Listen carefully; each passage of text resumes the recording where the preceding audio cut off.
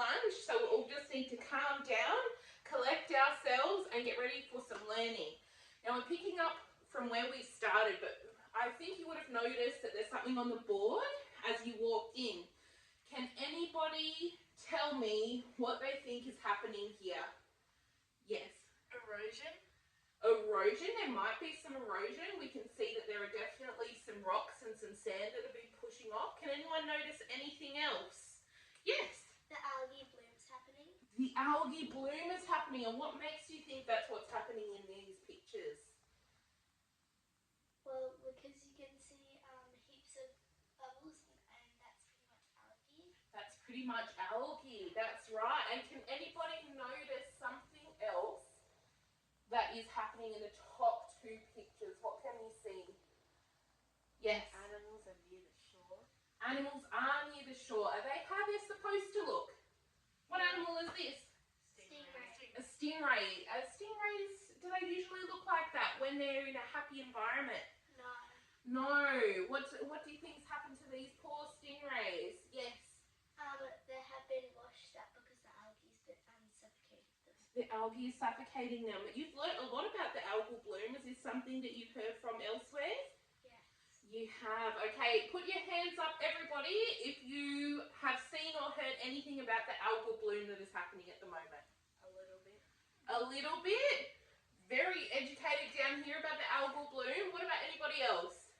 Not really? That's A-okay, because that's what we're here to talk about, okay? We've been learning about ecosystems, and now we're going to bring that into what's happening at the moment.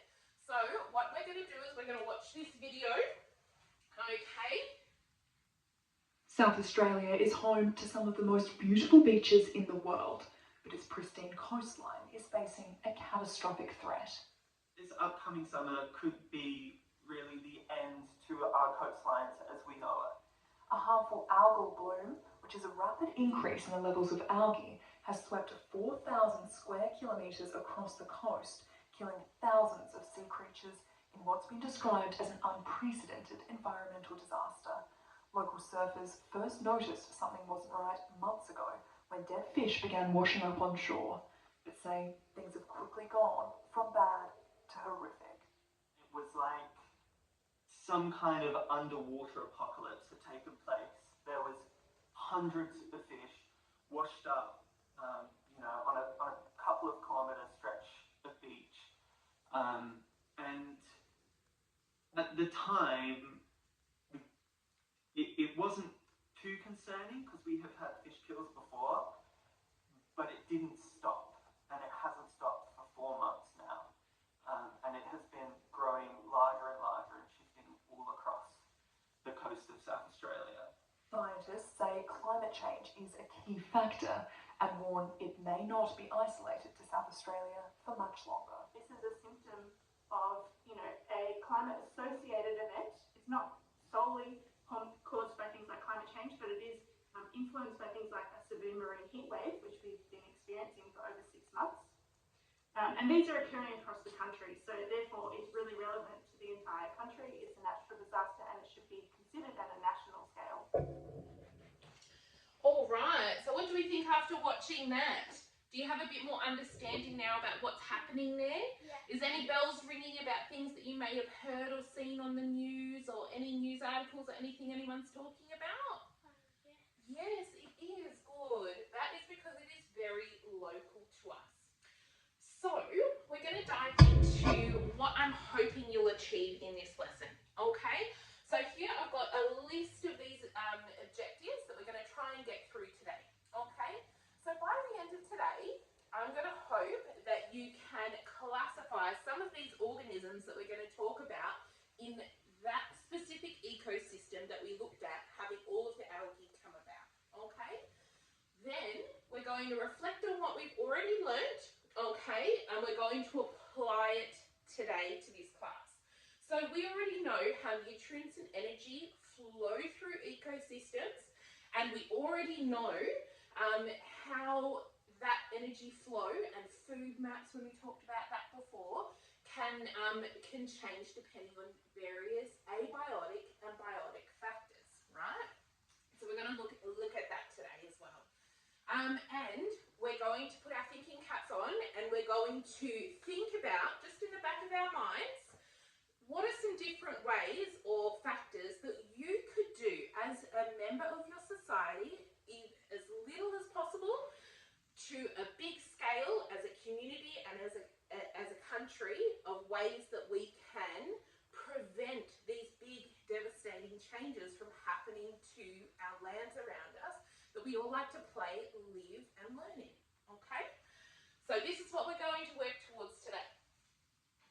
Okay, but before we really get deep into the class, what we're going to do is we're going to acknowledge that we are learning today on the lands of the traditional owners of our country. So we are on Kaurna land today, and we always like to pay our respects to the people, the cultures, and our elders past, present, and emerging. Okay, but more specifically, does anybody know the lands that this algal bloom is affecting at the moment? No one knows? How about we look at the presentation? What can you see here? Ngarrindjeri land. Okay, so all this algal bloom is happening in the lands of these Ngarrindjeri tribes. Okay, and this is actually their flag as well. So that's specific to their region, which is our Coorong area. Now I know that I'm using a lot of Indigenous terminology, but does anybody know where that Coorong area is? Where this Ngarrindjeri land, the part of the Coorong area is? Does anybody know? Probably coastal. Definitely coastal, good guess. Does anyone want to narrow down a region? We know what's happening in South Australia. Has anybody heard? If not, that is a-okay. Yes. Well, we know what's happening in Adelaide. In Adelaide? Yeah, very close. Okay, so we're going to have a look at this map. Now, this is an Indigenous map of the Ngarrindjeri land, okay? But does this look familiar to anybody? It's definitely South Australia, you're right. But this is actually this is the coast around Adelaide, which you were correct, but it also goes over to this Kangaroo Island. Now that everyone's seen that, has anyone been to Kangaroo Island? Yep. Has anyone been to Ngarrindjeri land or the Coorong area? I'm seeing hands, 1, 2, 3, 4, 4 hands. We're running low on the battery, but we're going to power on. Okay, so we've definitely been there. Has anyone seen any animals there or noticed any things about the ecosystem that might exist there when they were visiting? Yes, Claire? I've seen a joey there and kangaroos. You've seen a joey and kangaroos? Definitely. Anyone else? Kookaburras and cockatoos. Kookaburras and cockatoos, right. So if we're looking at the marine area, because it definitely works together, doesn't it? The marine and land. But has anyone seen or noticed any aquatic animals or marine animals when they're there? I don't think so. You don't think so? No fish, no penguins, nothing like that? No? That's okay. So we're going to take a bit of a deep dive into their ecosystem. Okay, because we'll think about some things that might be in there, and then I am going to ask if you can think and list some animals in different areas that you think might be in that ecosystem. Okay, so I want you to keep that in the back of your mind.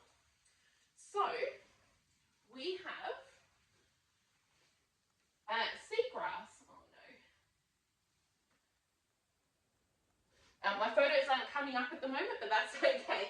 So we have seagrass, okay? That's a really big thing in those areas. There's lots of reeds, there's lots of different species of grass in there. Now, these seagrasses are actually used by this Indigenous tribe to make blankets. They weave them into fibres, so they have blankets, clothes. They use all of these parts of their ecosystem to help them live their everyday life. So if we're thinking, okay, maybe that's also impacting that, how will that impact their community? Okay, we've also got loads of fish in the ocean, aren't there? And lots of different types of fish. So we've also got to think about how they work in that ecosystem. They eat food and and then they are food. So they're nutrient redistributors, okay? And they also support the life on the land. So birds, they also eat fish. That's right. So I did have a picture here of a saltwater black bream, and in their culture, that's actually known as a thurkery. Okay, so that's the indigenous language of that area for a black bream fish, which is very popular, and they have stories about that as well. We also have birds. We talked about pelicans before and how they can cycle through that. And birds are a really interesting thing when it comes to ecosystems, specifically pelicans, because they are an indicator of a good, healthy ecosystem. If you start noticing a reduction in pelicans, that might mean that that ecosystem is not healthy. And we'll go into that in a little bit later. Okay? So, what I want you to do is split up into groups, and I want you to have a think and share. Okay?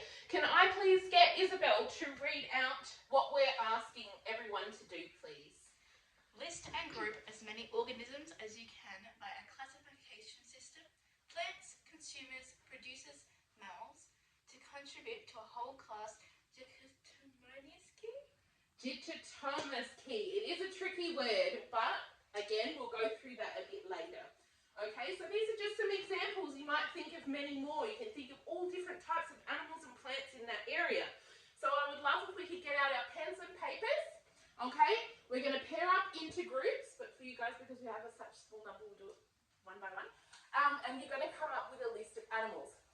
When you do, okay, we're going to share as a class. So you're going to list your animals or plants. You're going to group them, okay? So you're going to probably have animals, you're going to have plants, and then you're going to look at your animals. Do I have some vertebrates in there? Do I have invertebrates in there? What sort of fish do I have? You might be looking at both saltwater and freshwater. So you've got to think about these things. I want to see what you come up with.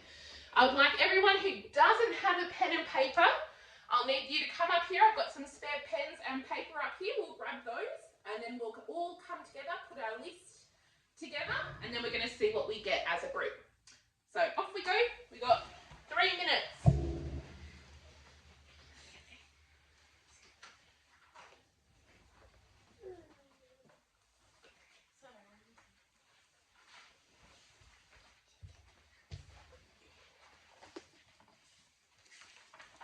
Perfect. So we're going to do our list now.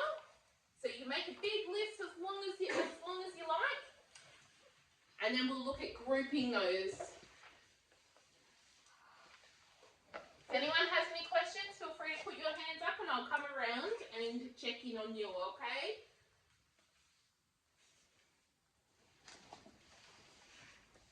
Do you need a new pen? Yeah. It's not working? That's all right. We'll Mine's get you a new one. That's okay. It'll still work. We can write with that one.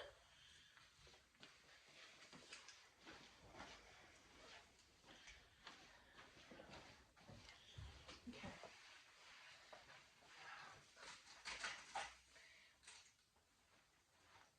Thank you. No problems.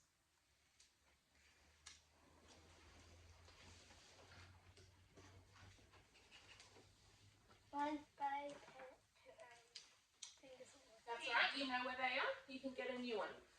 So individually. Good. Individually, please. Do they all have to be in order, or can it be like this too? In the environment in the Coorong area. Because it all plays a part, doesn't it? Even we might play a part. What do you think? I want to know what you guys think. It's a tricky task, and that's okay. If you need to, you can rely on your pair. We can definitely talk to one another. I know your pair is a puppy at the moment.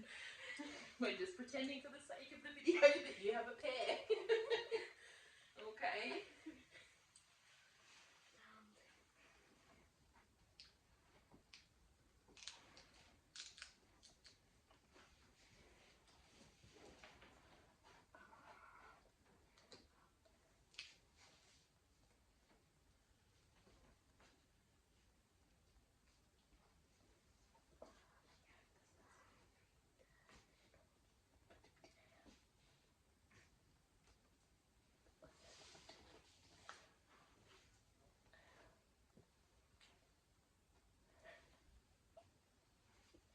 Okay.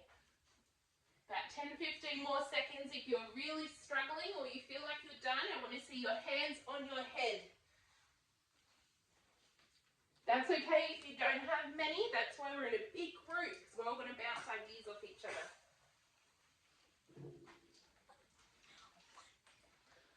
I'm seeing one hand on head so far. That's okay. All right, everybody, what a wonderful job. So now what we're going to do is we're going to share it. Some people might have other ideas to you, and that is awesome. So we're all going to work together to build this key. Okay. What we're going to do now is we're going to start grouping all of our ideas and collectively make our Digitomus key. Okay? So can I just get a volunteer, anyone to write? Isabel, yes, I would love if you could be our class scribe. Thank you so much for volunteering. Round of applause, everyone, for Isabel. Yes, well done. All right, so is someone going to tell Isabel what they would like to start the key with? Yes, Claire. Organisms. Organisms. Wonderful idea. If we could write that down, that would be fantastic. All right. So, this is wonderful. Great first start, but we'll just ask if we can write that a little bit bigger. Can we see that down at the back? Yeah. Okay, great young eyes. Wonderful. So, what are some, what can we group our organisms into, do you think? Yes. Animals and plants. Animals and plants. Fantastic. Remember, we'll try and do as writing as big as we can for the last person. Oh, there we go. Lots of plants. Big plants. We love big plants. Okay. Who else would like to add now? Underwater animals, like ones that live in the What's another word do you remember for underwater animals? Yes, Claire. Marine animals. Marine animals. Well done. What other sort of animals could we have that are in the water? Marine and what's another type of water that we've got in our ecosystem that runs from Rivers. rivers? What sort of animals live in rivers? Freshwater. Freshwater. Wonderful. So we've got our freshwater animals as well. Okay, would anyone like to add? Can anybody remember the name of the fish that we had from our PowerPoint? It was a black bream. Okay, so we can add that to our marine. Yep. How do you spell it? Bream. How do you think it is spelled? B-R-E-A-M. Correct. Add that one down. All right. What sort of things? What sort of groupings have you got? A crab, and where would that fall? Is a crab a fish? No, what's a crab? crustacean. It is a crustacean. All right, we'll add that so we can do a line because it doesn't go under fish. It's under a different category. It's a crustacean. So like up here. Yep, we could even probably go down the side there.